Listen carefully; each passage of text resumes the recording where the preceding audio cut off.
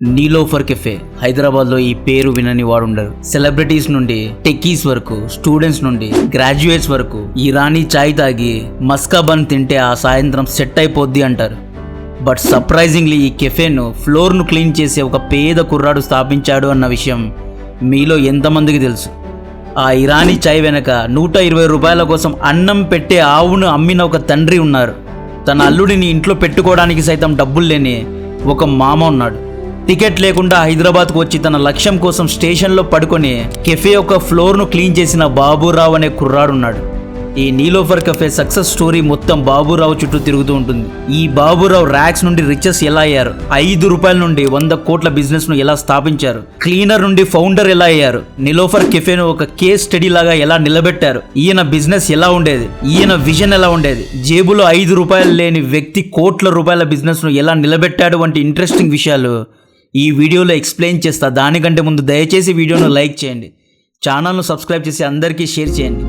Niloufer cafe story మొదలయ్యేది 1975లో Adilabad డిస్టిక్లోని ఒక చిన్న పల్లెటూరులో పాలమ్మే రైతు కుటుంబంలో బాబురావు పుట్టారు. స్కూలింగ్ కోసం మహారాష్ట్రలోని చంద్రపూర్లో ఉన్న తన అంకుల్ ఇంటికి వెళ్లారు. అక్కడ ఎడ్యుకేషన్ మాత్రమే ఫ్రీ, బుక్స్ను డబ్బులు పెట్టి కొనుక్కోవాలి. స్కూల్ బుక్స్ కొనుక్కోవడానికి బాబురావు దగ్గర డబ్బులు ఉండేవి కావు. క్లాస్ 6th వరకు బాబురావు ఎడ్యుకేషన్ను అంకుల్ స్పాన్సర్ చేశారు. 6th తర్వాత అంకుల్ బాబురావును స్పాన్సర్ చేయలేకపోయారు.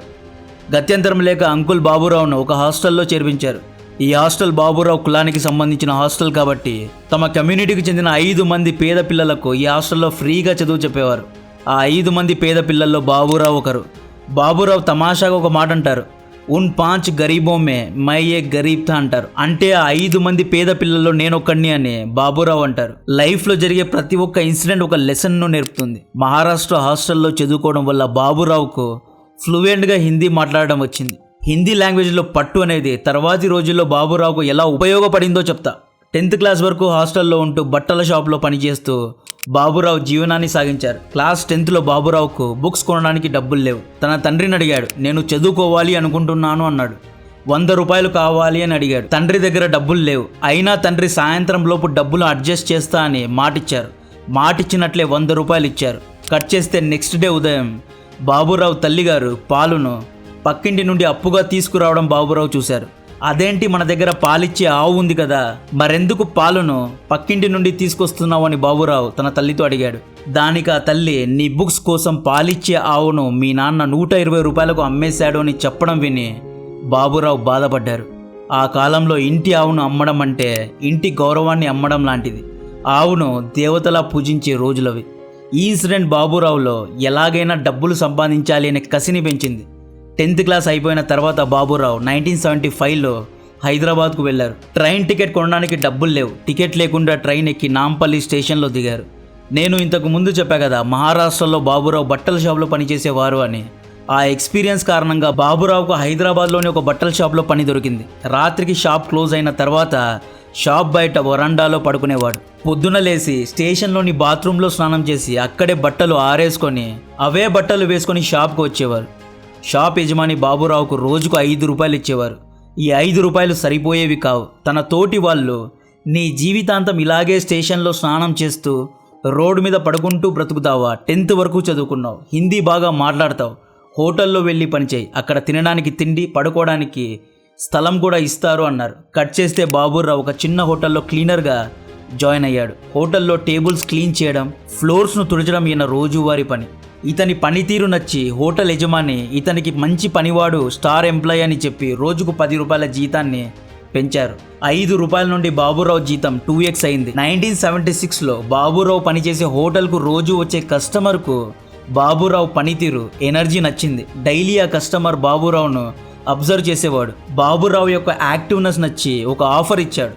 తాను ఒక కొత్త హోటల్ ఓపెన్ చేయాలి అనుకుంటున్నాను అని. తన హోటల్లో పని చేస్తావా అని ఆ కస్టమర్ బాబురావుకు ఒక ఆఫర్ ఇచ్చారు. బాబురావు క్షణం ఆలోచించకుండా ఆఫర్ను యాక్సెప్ట్ చేశాడు. ఈ విధంగా 1976లో నీలోఫర్ కెఫే స్థాపింపబడింది. నీలోఫర్ కెఫేలో నీలోఫర్ పేరుకు అర్థం ఉంది. నిజాం కోడలి వేరు నీలోఫర్ కాబట్టే నీలోఫర్ కెఫే అని పేరు పెట్టారు. నీలోఫర్ కెఫేకు ఓనర్ వేరే వ్యక్తి. బాబురావు క్లీనర్గా పనిచేసేవారు. క్లీనర్ నుండి వెయిటర్ అయ్యాడు. ఈయన పనితీరు నచ్చి ఓనర్ ఇతన్ని షెఫ్ను చేశాడు. స్పెషల్ ఇరానీ కడక్ చాయ్ చేయడంలో బాబురావు మాస్టర్ అయ్యారు. ఇయర్ 1978లో ఒకరోజు ఓనర్ బాబురావు దగ్గరకు వచ్చి, ఈ హోటల్ను నువ్వే తీసుకో, ప్రాఫిట్స్ మొత్తం నువ్వే తీసుకో, బట్ నెల నెల నాకు 5,000 రూపాయలు ఫిక్స్డ్ అమౌంట్ ఇవ్వాలి. నీకు ప్రాఫిట్స్ వచ్చినా లాస్ వచ్చినా 5,000 రూపాయలు మాత్రం నాకు నెల నెల ఇవ్వాలి అనే ఒప్పందాన్ని చేసుకున్నాడు. ఆ సమయంలో నిలోఫర్ కెఫేలో రోజుకు 400 టీ కప్పులు మాత్రమే అమ్ముడుపోయేవి. బాబురావు ఈ బిజినెస్ను గ్రో చేయడానికి ఒక ఐడియా వేశారు. ఇరానీ టీతో పాటు ఉస్మానియా బిస్కెట్స్ను ప్రవేశపెట్టారు. Irani tea and Osmania biscuit combination super hit అయింది. చూస్తుండగానే నిలోఫర్ కెఫేలో రోజుకు 400 కప్స్ నుండి 20,000 కప్స్ అమ్ముడుపోయాయి. ఈ వ్యాపారాన్ని ఇంకా గ్రో చేయడానికి బాబురావు ఒక ఐడియా వేశారు. ఉస్మానియా బిస్కెట్స్ను అప్పటికప్పుడే ఫ్రెష్గా బేక్ చేసి ఇస్తే టేస్ట్ విషయంలో కాంప్రమైజ్ అవ్వకుండా ఉంటుంది అని భావించి ఫ్రెష్గా బేక్ చేసిన బిస్కెట్స్ను ప్రవేశపెట్టడంతో ఈ వ్యాపారానికి తిరుగు లేకుండా పోయింది. ఆ టైంలో అంటే 1990స్లోనే బాబురావు నెలకు 40,000 రూపాయల ప్రాఫిట్స్ను ఆర్జించేవారు. 1993 వరకు బాబురావు గారు తనకు వచ్చిన ప్రాఫిట్స్ను తన కోసం వాడలేదు. నెల నెల ఓనర్కు రావాల్సిన కట్ ఇచ్చేసేవారు. మిగతా డబ్బును కెఫే కోసం వాడేవారు. ఇక్కడ లెర్నింగ్ ఏంటి అంటే బిజినెస్ స్టార్టింగ్ స్టేజ్లో ఓనర్ ప్రాఫిట్స్ను తీసుకోకూడదు. ఒక ఎంప్లాయీ లాగా శాలరీ తీసుకోవాలంతే. ప్రాఫిట్స్ను బిజినెస్ ఎక్స్పాన్షన్ కోసమే వాడాలి. ఈ సూత్రాన్ని బాబురావు గారు 1990స్లోనే పాటించారు. ఇయర్ 1993లో ఆ ఓనర్కు డబ్బులు సెటిల్ చేసి నిలోఫర్ కెఫేకు సింగిల్ హ్యాండెడ్లీ 100% షేర్ హోల్డర్గా ఓనర్గా బాబురావు అయ్యారు. బాబురావు ఏమంటారు అంటే టీ అనేది రోజుకు చాలామంది చాలాసార్లు తాగుతారు. టీ చేసేటప్పుడు క్వాలిటీ ఉండాలి, మిల్క్ క్వాలిటీ, టీ పొడి క్వాలిటీ అండ్ అన్ని క్వాలిటీగా ఉంటే ఆటోమేటిక్గా టేస్ట్ అనేది వస్తుంది అంటారు. నిలోఫర్ కెఫే టీ యొక్క స్పెషాలిటీ ఏంటి అంటే ఈ కెఫేలో టీను కాఫీను ప్యాకెట్ మిల్క్తో కాదు గేదె పాలతో తయారు చేస్తారు. నిలోఫర్ కెఫేలో 1 లీటర్ మిల్క్తో కేవలం 4 నుండి 5 టీ గ్లాసెస్ను మాత్రమే తయారు చేస్తారు. వేరే హోటల్స్లో 1 లీటర్ మిల్క్తో 10 నుండి 12 గ్లాసుల టీను తయారు చేస్తారు. ఇక్కడ క్వాలిటీ చూడండి. టీ పొడి కూడా వేరే హోటల్స్ కంటే 3 రెట్లు ఎక్కువ క్వాలిటీ టీ పొడిను నిలోఫర్ కెఫేలో వాడుతారు. పాలను వేరే హోటల్స్లో కేవలం 2 నుండి 3 నిమిషాలు మాత్రమే వేడి చేస్తారు. కానీ బాబురావు గారు 7 నిమిషాలు వేడి చేస్తారు. బాబురావు ఏమని నమ్ముతారు అంటే మనం ఎటువంటి టీ అయితే తాగుతామో, ఇంట్లో తాగుతామో, ఇష్టపడి తాగుతామో అటువంటి టీనే కస్టమర్స్కు ఇవ్వాలి అంటారు. ఇంట్లో భార్య తయారు చేస్తే ఎటువంటి టేస్ట్ వస్తుందో అటువంటి టీను కస్టమర్కు సర్వ్ చేయాలి అని బాబురావు అంటారు. ఈ నిలోఫర్ కెఫేలో తాత, తండ్రి, కొడుకులు 3 జనరేషన్లు టీ తాగారు. ఈ హోటల్ను హైదరాబాద్ స్పిరిట్ అని కూడా పిలుస్తారు. కాఫీ డే, స్టార్ బక్స్ లాంటి ఎన్నో వెస్టర్న్ స్టైల్ కెఫేస్ ఉన్నా కూడా ఇరానీ టీ తాగుతూ ఉస్మానియా బిస్కెట్స్ తింటూ జనం మధ్యలో ట్రాఫిక్ సౌండ్లో ఫ్రెండ్స్తో కలిసి చిట్ చాట్ చేస్తే వచ్చే సాటిస్ఫాక్షనే వేరు. అండ్ ఈ video Niloufer cafe promotional video కాదండి. మన తెలుగు ఆంట్రప్రెనర్స్ను గౌరవించే విధంగా బిజినెస్ సిరీస్ చేయడంలో భాగంగా ఈ వీడియో చేయడం జరిగింది. ఈ వీడియో ప్రమోషనల్ వీడియో కాదు. అండ్ బాబురావు లైఫ్ స్టోరీలో చాలా ఇన్స్పైరింగ్ ఇన్సిడెంట్స్ ఉన్నాయి, మోటివేషనల్ ఇన్సిడెంట్స్ ఉన్నాయి. జీవితంలో ఎదురయ్యే కష్టాలు అనేవి విజయానికి స్టెప్స్ లాంటివి. జీవితంలో ఫెయిల్యూర్ అనేది లేదు. ఈ ప్రపంచంలో ఎవ్వరూ ఫెయిల్ అవ్వరు, అందరూ నేర్చుకుంటారు. బాబురావు మహారాష్ట్రలో కష్టాలు పడ్డారు, బట్ యాక్చువల్లీ అక్కడ హిందీ నేర్చుకున్నారు. స్టేషన్లో స్నానం చేశారు.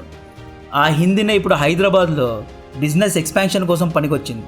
స్టేషన్లో స్నానం చేశారు, రోడ్డు మీద పడుకున్నారు. ఇక్కడ ఈయన కష్టపడలేదు, రిస్క్ తీసుకోవడం నేర్చుకున్నారు. బిజినెస్లో ఫెయిల్ అయితే రోడ్ మీద పడడం ఖాయం. రోడ్ నుండి వచ్చిన వాడికి ఓటమి అంటే భయం ఉండదు. ఇప్పుడు బాబురావు గారి దగ్గర హై ఎండ్ కార్ ఉంది, ఐఫోన్ ఉంది.